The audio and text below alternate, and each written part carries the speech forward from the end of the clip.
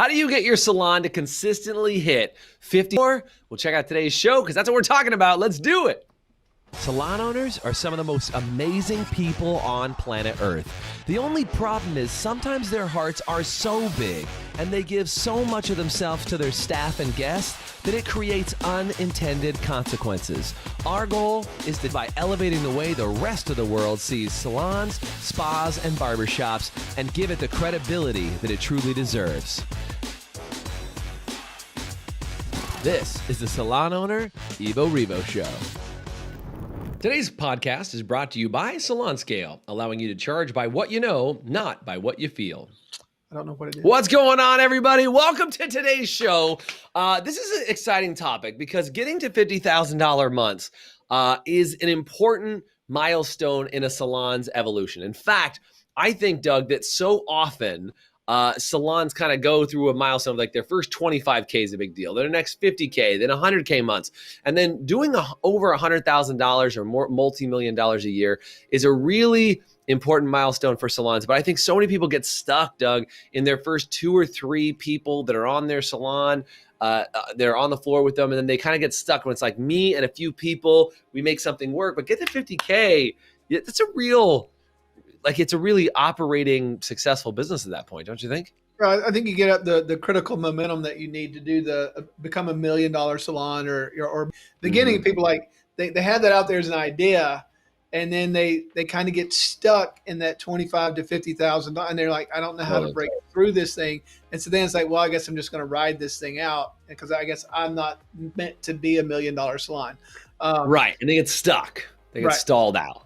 And I think they can start to justify to themselves too that maybe they don't really want to be that. Yeah, it's too much work to be a person because people are a lot of hassle and hiring people's hard. One of the things is because you do, as the owner, have to work really hard up until you're hitting $50,000. Yes. Whenever you hit $50,000, from $50,000 to then doing $1 million a year, you shouldn't have to work as hard. You should behind the chair. It should start backing off a little bit, right? You should start moving up, running a business instead of being in the business. You're working on the business at that point. Right. Yeah. So let's do your first 50K or your next 50K. Do me a favor and type 50K in the chat. And thanks for joining us. If you're on with us live, do me a favor and comment on the video and say where you are on the line from. We love to know where people are listening and watching from all over the country. It's always a good thing, not only just here in the US, but Canada and international with us. So let's talk about this, Doug. I think for a lot of commission salons, there's a couple ways that they get started, right? Is that sometimes what'll happen is a couple people get together and they decide to run their own salon. Sometimes that happens in a rental environment, right? Where they go, hey, there's a couple of us, let's go start our own salon together. And they start it that way. Sometimes people go, hey, the 3 of us don't agree with how the owner's doing things. So they leave and go start a salon. I mean, that happens too, right?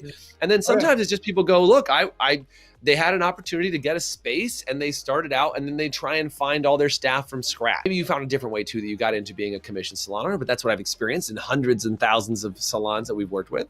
And I think that a lot of people, Doug, they're usually high performers and they're doing really, really well. And they go, if I left, I can teach people how to be good like me. I think that happens a lot. Right? He's like, I'm a high performer. I will show everyone how hard to work, right? Watch me work this hard. And they find people that do really, really well. And that's their first like 20 grand a month. That's their first $15,000, $20,000, $25,000 a month is 2 or 3 people, maybe an assistant or 2, banging out $30,000+ months. Would you say you see things any differently than that?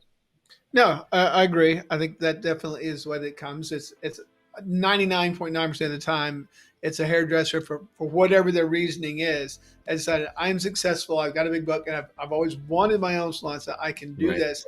But I think it's that being able to shift that mentality from that it's on my shoulders to lift this thing. It's like it's on my shoulders to lift this thing for a little while, but my plan needs to get beyond me doing all the lifting. And that's where people get stuck because it's that rotating door, seem to get staff point. I can't, one of the reasons because where you're so busy and you're trying to run a thing, you're just speaking to people when you had time to speak to people.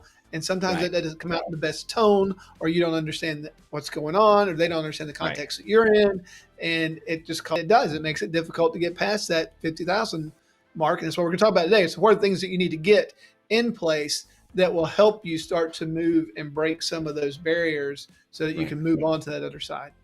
So let's talk about it. Let's say you're in the $25,000 range and you want to break through that threshold. You want to get yourself to that 50K. There's some things that we do. And by the way, inside our high performance Salon Academy, called a roadmap that actually shows you exactly where to go, what to do to get to your 25K, then how to get to your first 50K, then how do you get from 50K to 100 thresholds. And yes, I realize I went backwards. 75, then 100, then beyond. But the idea is there's things that you need to do in order to get you there. And here's what I think happens. In the very beginning, Doug, it's all focused on the guest and the customer service experience and like how, can you pre-book and rebook and sell retail and like make your guests fall in love with you. And I'll be really clear about something. That always remains at every level. Like you have to do those things and you have to be very good at them. But then there's things that start to change that you need to be aware of. Like, for example, you need to get very good at not just selling yourself, but selling your staff. Is that what happens is you go from a level, and we were just talking about this the other day, Doug, on one of our mastermind calls, is like it's no longer about how much can you market and can you sell yourself. It's more of now you're shifting into a leader. Right now you're selling your team on themselves and the people around you. And I go back to this conversation I had with a guy years ago where he had a 10-chair salon. And I said, how many people work there? And he goes, well, just me. My wife comes in occasionally, right? And I was like, well, wait a second. What happens? He goes, well, every time I hire somebody, they come in and they work with me for 4 weeks and then they leave and go open their own salon. I go, well, yeah, you've shown them a training system for running your own salon. You've actually got to train them on how to actually work a big salon. And what can happen, especially when you come from the scenario of being a renter, is you show people how to basically be a renter. You book appointments on your phone. You handle everything on your cell phone. Like you don't have a receptionist. So you just show them how to be a really high producing solo person. And so then they don't really have a sense of community and loyalty and they're not really building a business. So there's a couple things that I think are really helpful. I want to talk about some of these. Let's talk about attracting for a second, Doug. Is that when you start to bring people to your salon and you're getting to your first 50 grand, I think this is where you need to capitalize on what you're probably already doing, which is your organic social media, but you need to make a shift in your social media to go from promoting yourself to promoting the salon. And that's where all the guns need to be focused. Do you want to mention some things on that? Yeah, I think the idea is that now that and it's hard for people. So it's like, but I'm the one that can handle them. I'm the one that can, as I got to get off of the focus of you and how am I building others? Because then that starts to add, that makes you more attractive to someone coming in. Because one of the things is like, we're going to be driving business towards you. That's an advantage of working at a commission-based salon is someone else is driving business towards you and going to help you, to how can you help your staff with their social media game? Where it all points to the salon, we're all building the brand. I think getting clear on your organic branding is super important. By the way, this is super hard when you call it Doug and Jason's Salon, but I'm going to try and promote that you don't go to Doug and Jason. You're going to go to Samantha. And you're like, well, wait a second. Why am I going to Samantha? Because I thought this was Doug and Jason's Salon. And what happens so often, Doug, I see it all the time, is that somebody just calls the salon their name. And you know where I sit on this thing is like, it's really hard to brand and create a larger salon. Not impossible. There's plenty of people that do it. Despite all the kicking and screaming that I give a grief about this, is that people, you want to call it something besides your name if you can. And I seriously would consider, depending on what size you are, don't get me wrong, there's multiple, but I'm just saying if you have the opportunity to, in your first $50,000, change the name now because it will make such a difference in you promoting a team environment and a team participation. And it will help them not just feel like, well, I'm competing with the owner and nobody can compete with the owner. Right. And it's a much bigger branding lift when it's got your name on it in order, because to get people to shift and thinking of your name as a brand and not as a view is very difficult. I mean, there are big ones that have done it and it's like that person doesn't, but it was a heavy lift to get it branded. It's like unnecessary work. You know what I mean? The idea of a good, come with that's driving me a little nuts, but get you a brand to get you something that for you, and then just own that, and then that becomes everybody becomes a part of it because it actually start to help you recruit. And talking like recruiting, I think this is the part where you've got to be clear about how you're going to interview. And I think one of the biggest your avatar is avatar. Yeah. Who's the ideal employee? Who's the sit down and write Yeah. down who do I want to see walk through that door and fill out an application? Who's that person? Because A blank slate of a perfect person basically is like, Right. you know, we're going to call her, you know, rock star Sarah or whatever it is. Right. And it's a fake person you make up. That would be your avatar for your ideal person who's working And for it's like, you. what qualities do they have? What qualities do we don't want them to have? And because what happens at this level a lot of times is warm bodies. I just need to hire some more bodies. But that's part of the reason why it's a rotating, revolving door too, is because it is warm bodies that had graduated cosmetology school, maybe had been in the industry for years, brought all their bad habits with them. So you've got to get clear about who it is you're wanting to hire and how you're finding out if they're that right person. That's your process for hiring. It's much better than, hey, yeah, we know you can talk. You seem to be able to stand up. You're breathing. Come on, let's go to work. You might be able to take on some of these clients that I can't get to. So here, let me throw them to you. It's very different. It's a totally different mentality, right? By the way, we actually created a checklist and a cheat sheet for this. If you guys want this, all you have to do is comment below and say hiring cheat sheet. We have a checklist that actually has interview questions for what you should do in your first and your second interview when hiring somebody in. Gives you a great series of questions, and you can elaborate and obviously ask your own, but it puts you in a different spot than just like a gut feeling of like, oh, cool, you know how to cut hair and you're available these days and you need a job because you hated your last boss because they were mean. Well, I'm not mean, so come work for me. It's going to be fun. We'll really like each other. Like, it really does put you in a different position of like, well, why didn't you or why are you looking for work, and what happened with that? What do you like? What don't you like? And it takes you through all these questions that'll help you hire. So if you want that hiring checklist, do me a favor and say hiring checklist, and we'll send that to you after the show. Somebody from my team will get that over to you. But guys, we got to take a quick break. When we come back, we're going to talk a little bit more, not just about the hiring and attracting, but what do you need to do to change your income inside the salon? Because a lot of times this is a huge transition in income for salons, and we're going to talk more about it all after this short commercial break. We'll be right back. Hey, HPSA listeners, let me ask you this. Are you tired of not knowing what your hair color is costing you on every appointment and watching it chew up your profit? Well, with Salon Scale, we take the guesswork out for you. Using a mobile app paired with a Bluetooth scale, Salon Scale will tell you exactly what your color is costing you on every bowl mix down to the gram. As you mix, Salon Scale will also digitally store your formulas and track how much product is being used in real time, so you can manage your inventory, cover your expenses, and generate more profit in your salon. Use promo code HPSA10 to get 10% off an annual subscription. Salon Scale, the new standard for mixing color. Welcome back. Doug and I here at the High Performance Salon Academy are talking about how do you make sure that your salon business, as you grow to your first 50 grand, that you have some things in place, because you probably have some bad habits that were good habits to get you to your first 20 grand, maybe even your first 30 grand, but they're going to become bad habits to get you across the line up to your 50. And Doug, this one comes up all the time. All the time. I would probably say out of all the salons doing less than 50 grand a month, this is the subject. How do I pay myself? Yep. And this is what's interesting, right?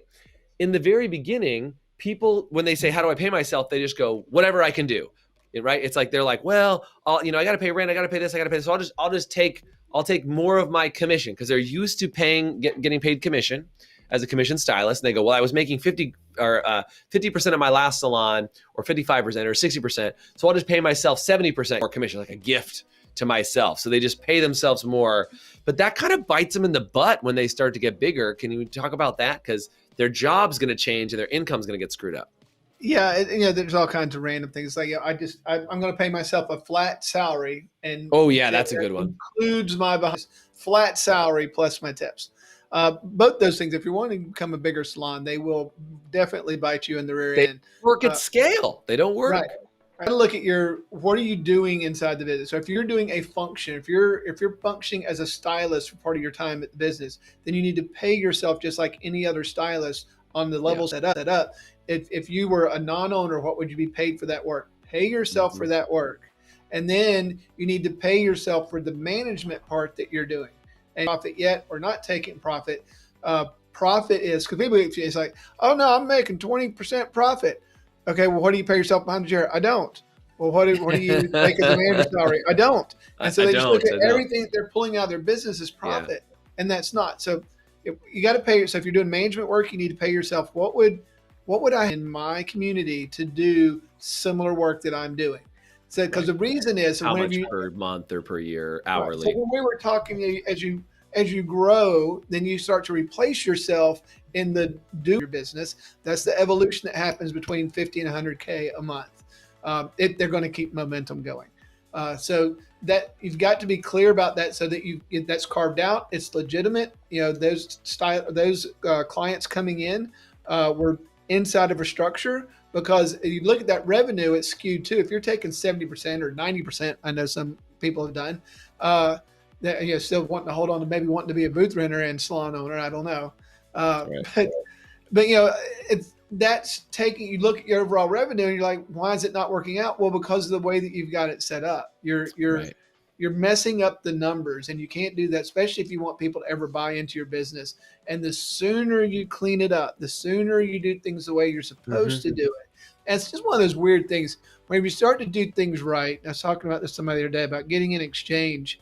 You start doing things right. And I think being an exchange too is inside your business.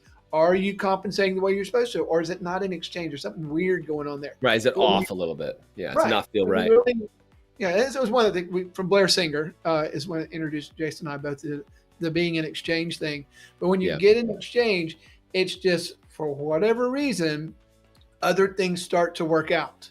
It's whenever you're not in exchange that you get frustrated, and there's angst, and there's other things. You're behind on bills, or whatever it is, whether it's time, relationship, or money. Getting an exchange, I think, is something that's very helpful for moving you forward in this too. So you got to get clear about, what am I doing and how am I paying myself that's fair to the business and fair to the other people and to the future shareholders. It needs to be fair now, so I don't have to try to fix it later. And people think that because they just left it a certain way and it happened to work for them, they should just leave it that way. But then as you grow, you start to have this problem that like nags at you. And this happens all the time, Doug. I had a partner that I was talking with the other day, a partner in the salon, and it was like, the way they had it set up, and I hope they watch this. Hopefully you guys have heard this and got it. But it's like one person was just taking 100% of their behind the chair income to make sure they got compensated for being the business owner. And then the other owner wasn't taking any income, and they were just putting in sweat equity. I'm like, well, that's a problem, because you're to grow the salon. So we talk about, it's out of exchange. So we say, okay, here's what you should do. 90% of your income should come from behind the chair. And 10% of your income, and I'll make sure we define that, because I know it's a critical one. 90% of your income should come from behind the chair, not pay yourself 90% commission, but 90% of your income should come from behind the chair, and 10% should come from actually running the business. It's a good place to start if you're not doing it that way. So again, pay yourself 50% or 60%. Pay yourself how you would pay somebody else on your staff. Treat yourself like an employee for the employee work. Then start to pay yourself as a owner or as a manager from the rest of the income that needs to exist inside the business. And if you're like, well, I'll just take 70%, it's the same thing. It's not, because what happens, and this is what this owner was doing, they were getting 100% of their income behind the chair. And so what happened is they needed to reduce their hours behind the chair to spend more time on the business. But what was happening is they were taking 100% of their income behind the chair. So they were in this exchange balance. They're like, well, I want to work less hours behind the chair, but then I'm not going to make enough money. So therefore I'm going to stay working behind the chair. And they couldn't solve this problem. And so that's why it's so critical to employee job. When you're a manager, that's an employee. Pay yourself for the employee job. Yep. When you're the CEO, that's an employee. That's a CEO job. And people get confused because they go, well, I don't have enough money for a CEO. I don't have enough money for a manager. Well, you have some money. It could be $500 a month. Could be $200 a month. Could be $1,000 a month. But pay yourself for behind the chair and pay yourself for that other money. And what'll start to happen is it'll put you, to your point, Doug, put you back in exchange, back in balance, and all of a sudden things will start to change around you drastically. Yeah, because you can't budget when you've got those weird things in there about where the money's going. It becomes a very nebulous, hard thing to manage for anybody. I don't care if you've got a financial degree. Whenever you're screwing with the money that way, it's hard to track. What is my cost? that 100% was killing my back bar costs because the company wasn't getting compensated. So now that money was have to come out other places. Come out of other things. Totally. Right. So just, the quicker you can clean those things up, I think the more likely you are to get to 50,000 and blow right through it on your way to 100,000. Yeah. So guys, I'm realizing, Doug and I literally have 12 other things we can talk to you about how do you get to your first $50,000. So if you want more information, do me a favor, shoot it and say, Jason, I want to get to 50K. Just shoot me a message and say, Jason, I want to have 50K months. I'd love to help you get there. We'd love to see if we can have a brainstorming session with you and find out if there's a way we can get you to your first 50K. If you're already doing 20, 25K and you're ready to get to 50K, do me a favor and say, I'm ready for 50K, or some get it. But I just want to say, taking care of your pay is massive. Getting a written hiring process in place. Start to celebrate the team instead of you as the owner. There's one other thing I want to just throw out for you that I think makes a huge difference is start to build something we call a code of honor inside the salon. I don't want to get into it too deep, but you need a set of rules that your whole team starts to live by. If it's just about you as the owner and what you think every single day, it's going to be a problem because it's your show. And this is the problem. It's been your show up till this point. But now it needs to be about the team show. You need to have a bigger vision, a bigger purpose, and some values to help guide you and get you on the right path. And then what will start to happen, you make these shifts, you get to 50K, and right behind 50K is 60, 70, and 80K, and you'll hit that $1 million mark. It's really not as hard to get moving once you've cracked that 50K barrier. And by the way, on the code of honor, I think it's important, that's something that you create with your team. That's not something that you're not Moses coming off the mountain and throwing it down. Boom! Here's my code of honor. Totally. You do it with your team, so you're creating it together, and that is such a huge cultural shift and the cohesive thing that happens. Yep. And if you do it well, that is a thing that definitely will launch you well beyond $50,000.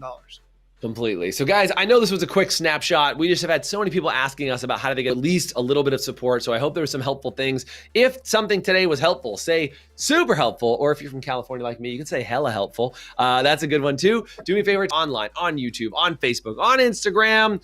I don't care if a carrier pigeon brought this on a CD to your house and dropped it off, but however you got it, I hope it was valuable for you today and we can continue to help you. Please do me a favor and check out the podcast at evorevopodcast.com. Give us a like, give us a rating, and tell all your salon owner friends. It's going to be a good week. Doug, thanks for being on. Let's get you to 50K.